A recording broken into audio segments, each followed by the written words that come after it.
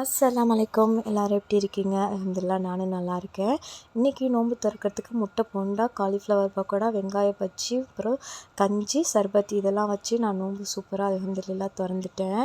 அதுக்கப்புறம் எனக்கு கொஞ்சம் வேலை இருந்துச்சு. எங்கள் வாப்பா வந்து துண்டு மீன், கொடுவா மீன் வாங்கிட்டு வந்திருந்தாங்க. அதை வந்து பொரிக்கிறதுக்காக பெரட்டி ரெடி பண்ணி வச்சுட்டேன்.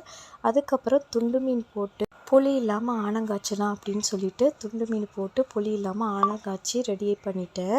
யார் யாருக்கெல்லாம் இந்த மாதிரி துண்டு மீனெல்லாம் வாங்கினா புளி இல்லாத காய்ச்சினா பிடிக்கும் அப்படிங்கிறத கமெண்டில் சொல்லுங்கள்.